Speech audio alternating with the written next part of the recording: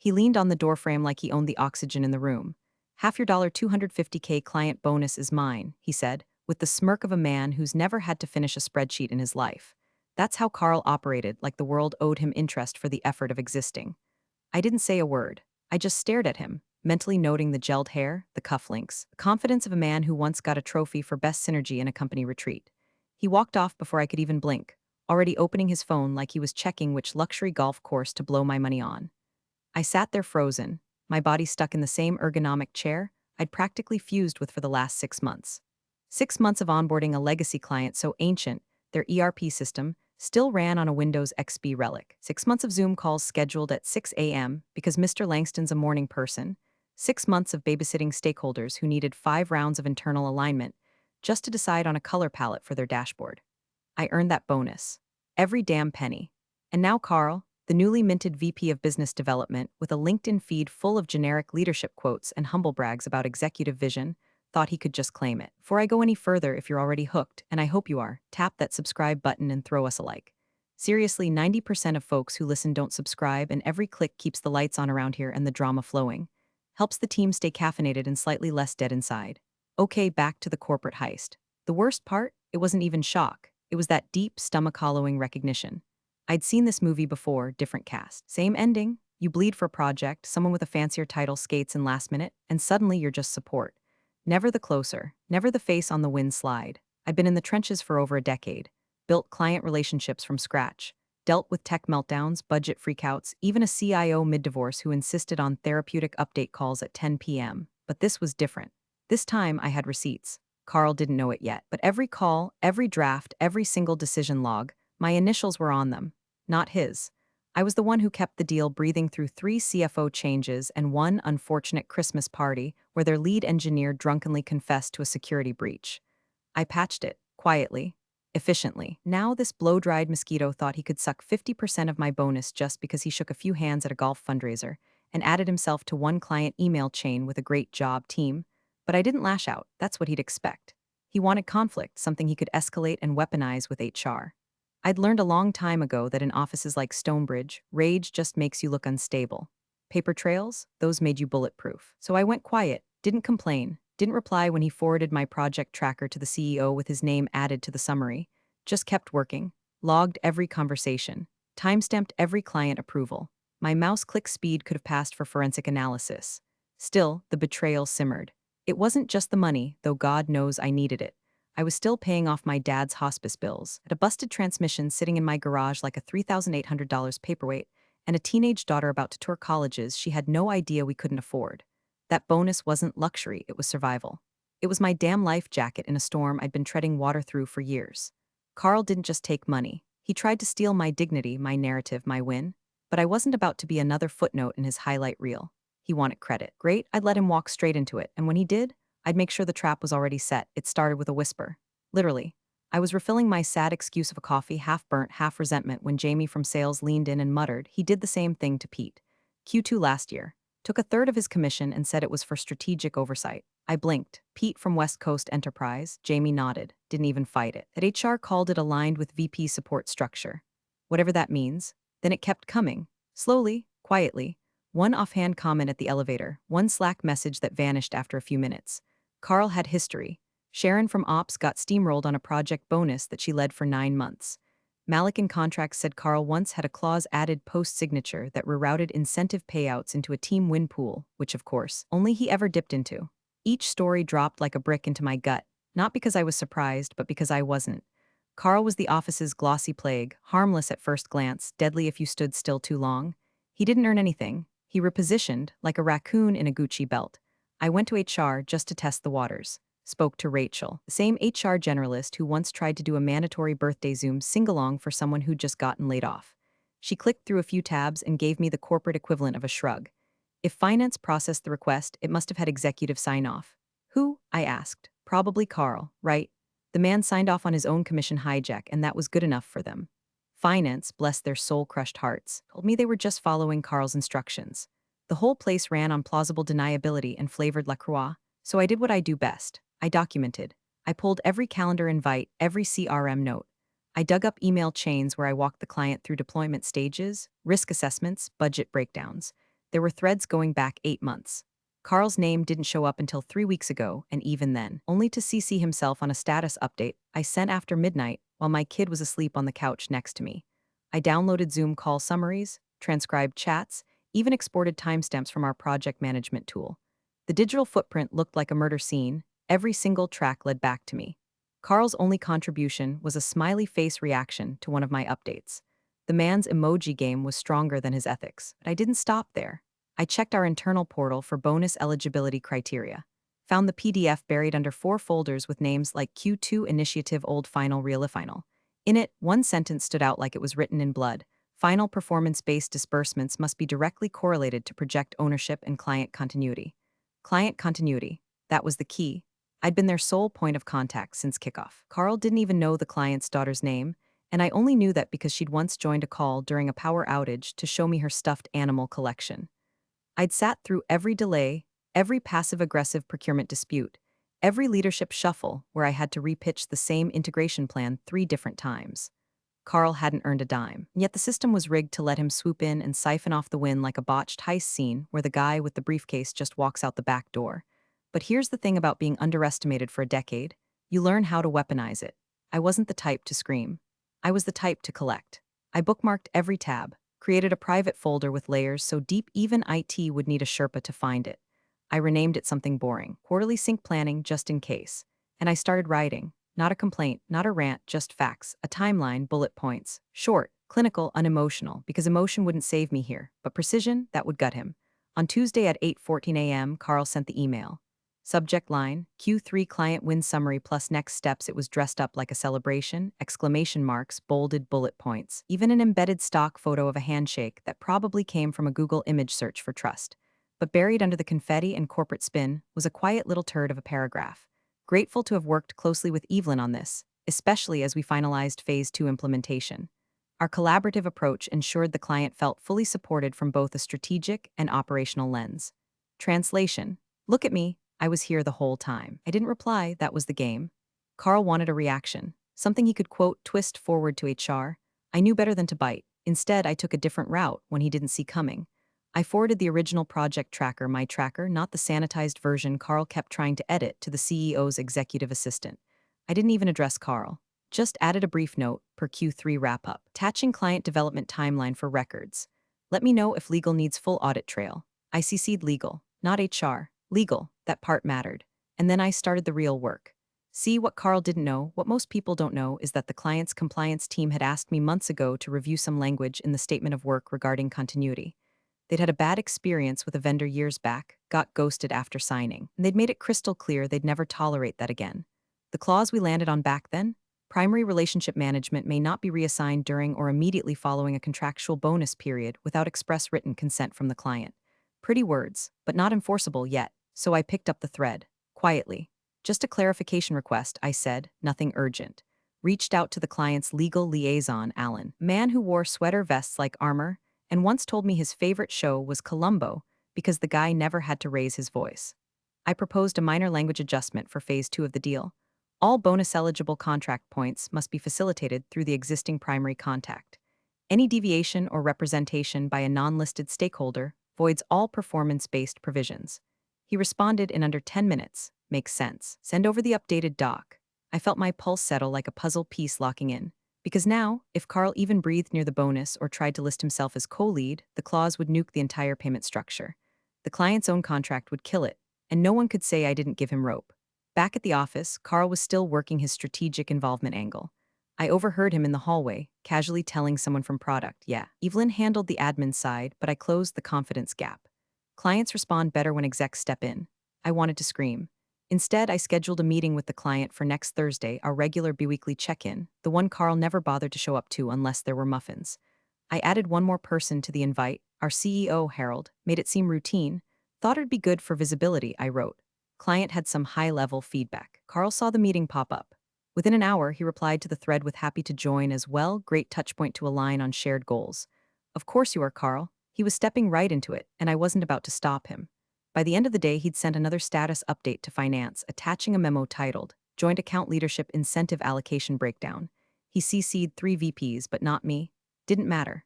Because I had something stronger than access. I had sequence, he was grooming a story. Fine, I was writing the ending, and it wouldn't have a happy one.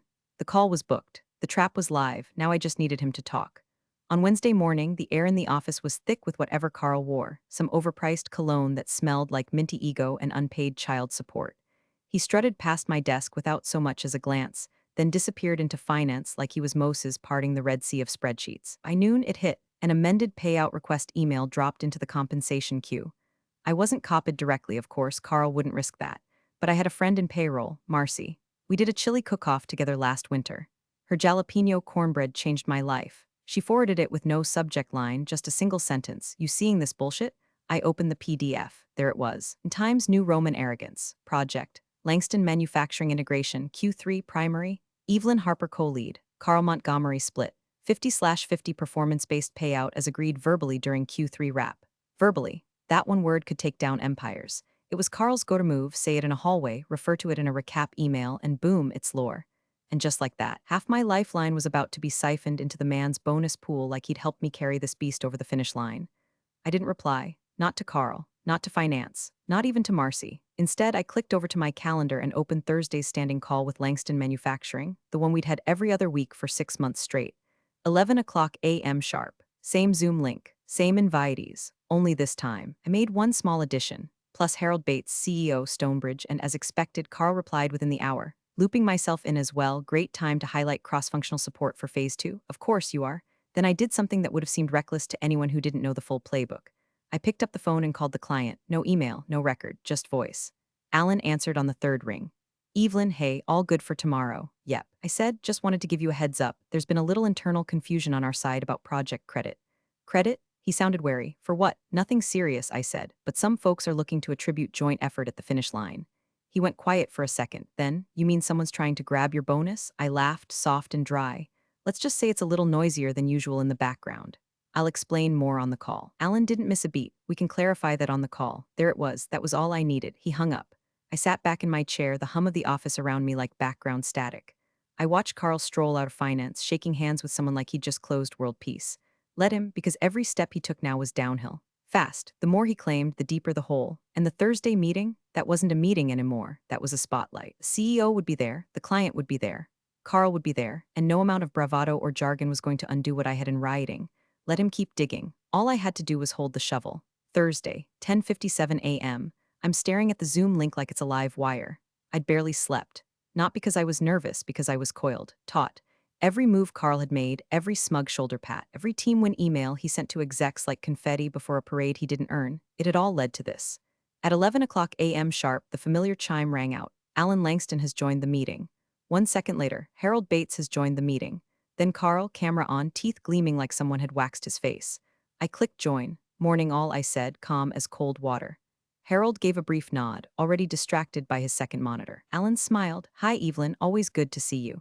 Carl leaned forward like a dog about to beg for table scraps. Alan, great to connect again. Looking forward to aligning on Phase 2. I didn't respond to him. Instead, I shared my screen, a simple, clean Word doc titled Langston Manufacturing Q3 Performance Closeout. 3 pages, all bullets, all facts. I scrolled to the bottom.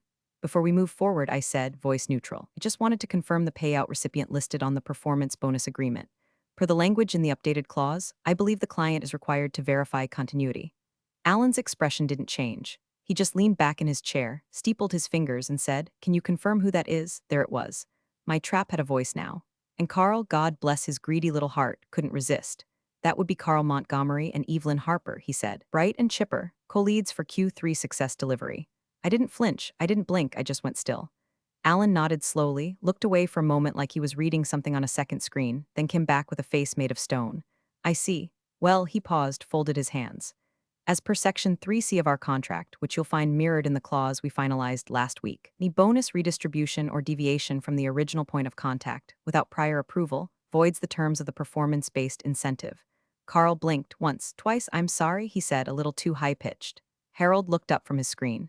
Alan continued, unbothered. This isn't ambiguous. Evelyn has been our sole interface since the beginning.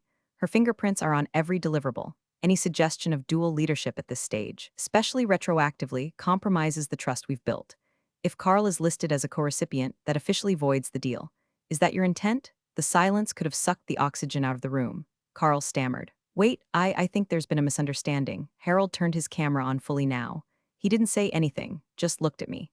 I returned the look with the poise of someone who knew the exact weight of every document in her arsenal. I've included all original communications, meeting logs, and approval chains in the shared folder, Harold, I said. Nothing was altered. No co-lead was listed prior to this week.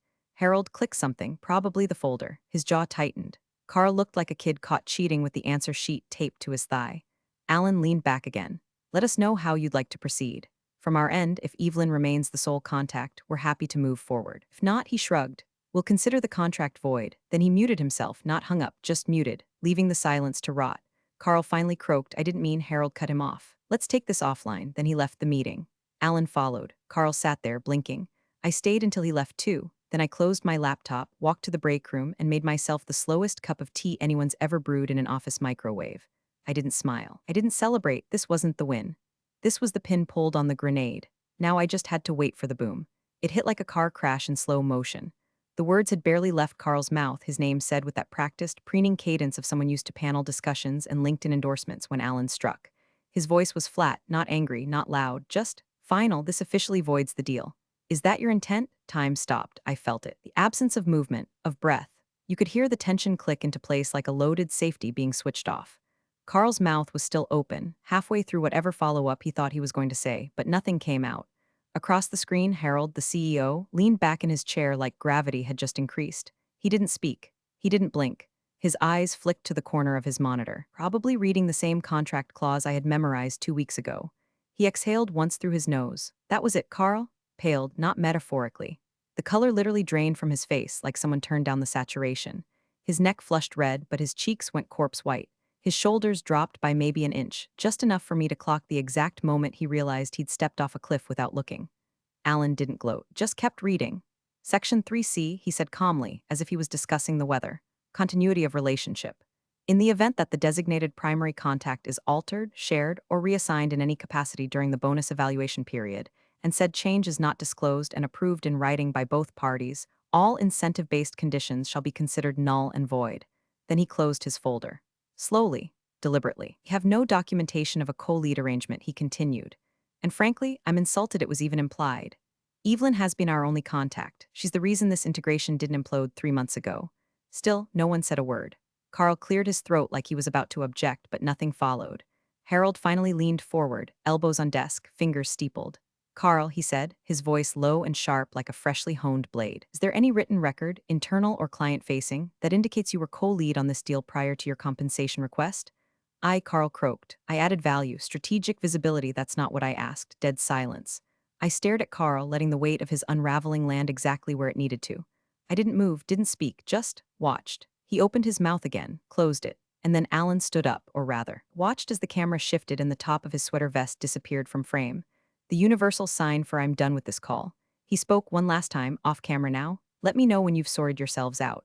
As it stands, Langston Manufacturing considers this deal void until proper alignment is reestablished, preferably with someone competent. Then click, he was gone. The line went dead. Harold didn't move for a beat. Then he slowly turned his gaze to Carl. Get off the call. Carl hesitated like he couldn't believe this was actually happening. Like maybe if he stalled long enough, someone would undo it. But Harold didn't flinch. Didn't blink. Now, Carl left the meeting. The screen went black where his smug little video window used to sit. And just like that, it was just me and Harold, 2 tiles, 1 disaster. He rubbed his eyes with the heels of his hands and muttered, not to me but to himself, Jesus Christ. I waited, then he looked up. I need a full timeline, start to finish, names, dates, files, it's already prepared, I said. Check your legal folder, it's titled Continuity Records Langston. He nodded, no compliment, no apology, just necessity. I didn't need his praise, the hole was dug. The body was Carl's. Harold ended the Zoom call with a curt, we'll handle it internally. Then he clicked out without waiting for a response, as if the air itself had become radioactive. The silence afterward wasn't just absence, it was extraction. Like the room itself had to suck all the Carl out of it before anyone could breathe again.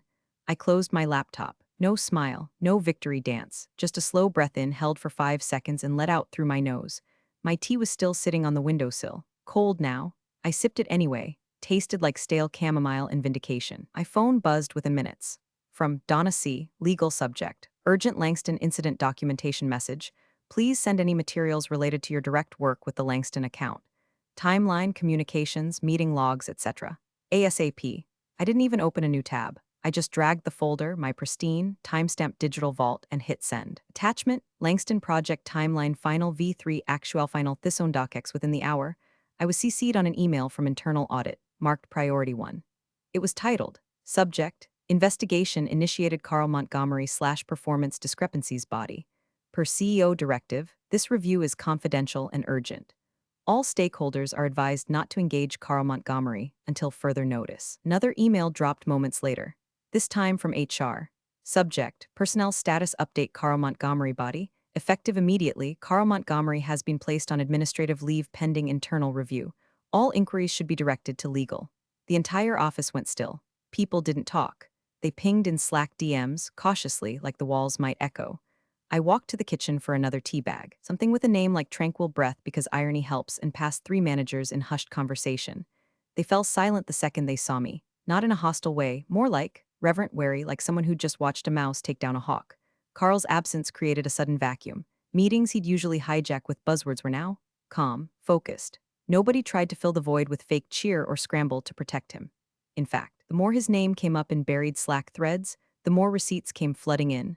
Turns out I wasn't the first, but I might be the last. People started dropping breadcrumbs. A file Carl had edited post-signature. A Slack message where he called someone else's client my account. An offhand brag during happy hour about steering revenue without touching a spreadsheet. Man had been padding his portfolio with other people's labor like a raccoon building a throne from stolen silverware. Legal asked if I could hop on a follow-up call. I didn't need to prep. I opened my laptop, turned my camera on, and greeted them like I was logging into just another sync. Calm, neutral, they asked questions. I gave answers, dates, file paths, timestamps. They seemed surprised. You prepared this in advance, the junior counsel asked. I nodded. Started compiling once Carl forwarded my tracker to the CEO with his name at the top. That was 9 days ago. The GC just said smart, that was it. Not nice job, not thank you for protecting the company, just smart. But that word carried weight when it came from legal. After the call, I walked back to my desk, passed by Carl's now dark corner office, his standing desk frozen mid-rise, his weird inspirational poster that said crush your lane still taped to the wall. I kept walking. No one stopped me. No one dared to ask what happened. Everyone's suddenly very quiet when the office predator gets tranquilized mid-prowl, and no one ever wants to admit they saw him sharpening his claws and said nothing. But they saw now, they saw me. By Friday morning, the board smelled blood, not in the quarterly growth opportunity kind of way. No, this was internal threat detection mode, when executives suddenly remember they're liable for more than yacht club dues and holiday party menus. Carl's name was now spoken the way people talk about food poisoning, quietly, quickly, and with a slight wince. Word got around that Harold had to present a special briefing to the board late Thursday night. I wasn't invited, obviously, but someone in IT leaked the agenda slide titles. Contract breach timeline Langston revenue forecasts, null scenario vs. Reinstatement risk of repeat offender pattern. Internal safeguards translation. How did we let a $4.7 million client walk because Carl couldn't keep his hands out of the bonus jar? By 10 o'clock a.m., my calendar pinged. Subject, Consultation Langston Recovery Strategy Attendees, CEO, General Counsel, SVP Client Relations, and me. No hello, no preamble. I walked into the glass conference room, and Harold just gestured toward the chair like we were picking up a conversation we'd started a year ago. Evelyn, he said, walk us through how we fix this. I'd never been asked to explain anything to a board-level room before, never been the person whose bullet points determined whether or not we got a second chance. But that day, I had the floor. I kept it clinical, professional, unemotional, just like the file. I walked them through the original deal structure, the trust we'd built over 6 months, the post-signature clause Carl had tried to bypass, and the client's final statement, Evelyn stays or the deal doesn't. Silence. Then Harold asked the golden question, will Langston come back? They're open, I said. If the contract is updated to reflect sole contact continuity through Phase 2, and if performance bonuses are assigned cleanly moving forward. He nodded, didn't even look surprised. The SVP scribbled a note. The GC looked relieved. Do it, Harold said. 10 minutes later, I got the follow-up from legal. Subject, Langston contract updated engagement terms body. Attached, please find the updated agreement. Please review and confirm as sole representative. Attachment, Langston SOW Rev 2 E Harper only docx that underscore in the file name. That was my name where Carl's used to be. And then came the cherry on top. HR emailed me, CCing legal, audit, and compliance. Subject, Carl Montgomery HR Action Summary Body. After internal review, Mr. Montgomery's amended payout request has been reclassified as bad faith misrepresentation. This violation constitutes grounds for immediate contract termination under Clause 14.3b. I read it twice, slowly, not because I couldn't believe it, but because, finally, someone had called the thing what it was. Not a mistake, not a misunderstanding, a lie. The company's golden retriever in a tailored blazer had finally pissed on the wrong rug, and this time someone checked the security footage. The shift was subtle but seismic. Suddenly, execs who'd never remembered my name were looping me into conversations. "Let's run it by Evelyn" became a sentence I heard more than once that week. People knocked before entering my office. Harold even stopped by late afternoon, leaned in like we were old war buddies, and said, "Good work. Quiet saves don't go unnoticed forever." He meant it as a compliment. I took it as an admission. When the Langston deal was re-signed Monday morning, the client sent me a handwritten note. "No offense, but Carl made us nervous. You made us believe in the deal again. See you in Chicago." I pinned it to the corkboard above my desk, didn't frame it, didn't brag, because this wasn't vindication with fireworks and a marching band. This was the slow, satisfying silence of receipts finally being read aloud. And for the first time in years, the office was paying attention. The nail wasn't the investigation, wasn't the HR violation, or the admin leave, or even the deal being reinstated with my name etched into the contract like a watermark. The nail was a 6-second audio clip, pulled straight from the Zoom recording. My personal backup, because I don't trust corporate cloud storage any more than I trust Carl not to microwave fish in the break room. The clip, Alan's voice, steady and dry, saying, "This officially voids the deal. Is that your intent?" I'd timestamped it, clipped it, filed it. Legal had asked for documentation. I gave them a kill shot. Coupled with the PDF Carl sent to finance, his precious amended payout request, dated and timestamped to high hell, it was over.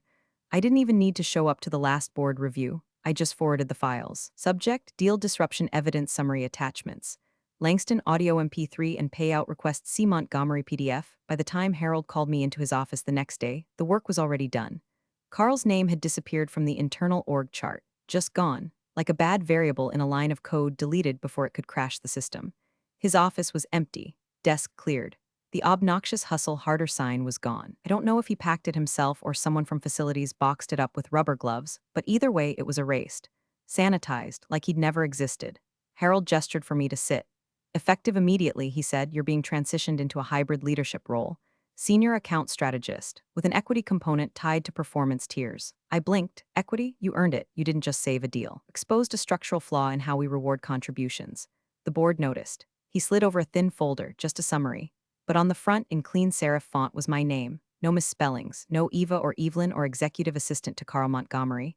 Just me. I nodded, took it, didn't smile, didn't gush. Just absorbed it like a sponge that had been waiting 10 years to be useful.